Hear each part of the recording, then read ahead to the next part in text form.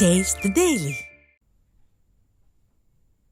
இது குறித்து அவர் வெளியிட்டுள்ள அறிக்கையில், விடியா ஸ்டாலின் மாடல் ஆட்சியில் காஞ்சிபுரம் மாநகராட்சி மக்களுக்கு பயன் தரும் திட்டங்கள் எதையும் நிறைவேற்றாமல் அரசு நிதிகள் சுயநலத்தோடு பல்வேறு வகைகளில் வீணடிக்கப்பட்டு வருவதன் காரணமாக மக்கள் சொல்லொன்னா துயரத்திற்கு ஆளாகி வருவதாக பொதுச் செயலாளர் குறிப்பிட்டுள்ளார். மேலும் மக்கள் நிம்மதியுடன் வாழ்வதற்கான அடிப்படை தேவைகளை நிறைவேற்றாமலும் பல்வேறு வரிச்சுமைகளை மக்கள் மீது சுமத்தியும் சர்வாதிகார போக்கோடு திமுக அரசு செயல்பட்டு வருவது மிகுந்த வேதனைக்குரிய விஷயமாகும் என பொதுச் செயலாளர் தெரிவித்துள்ளார்.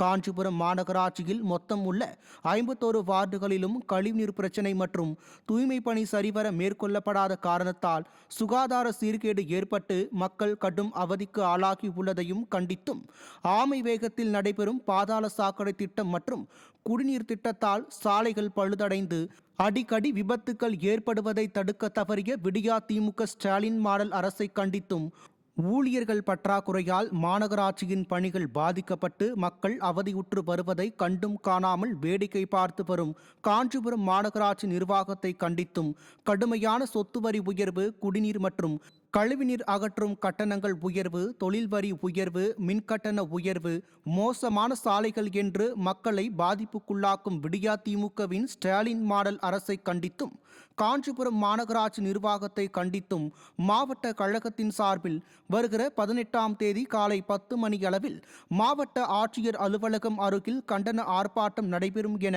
பொதுச் செயலாளர் தெரிவித்துள்ளார்.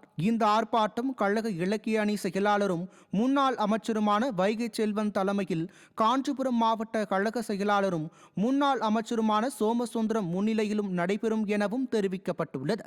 இதில் முன்னாள் நாடாளுமன்ற சட்டமன்ற உறுப்பினர்கள், கழக நிர்வாகிகள், மாநகராட்சி நகராட்சி வார்டு உறுப்பினர்கள், பொதுமக்கள் திரளானோர் கலந்து கொள்ள வேண்டும் என கழக பொதுச் செயலாளர் எடப்பாடி கே. பழனிசாமி கேட்டுக் கொண்டுள்ளார்.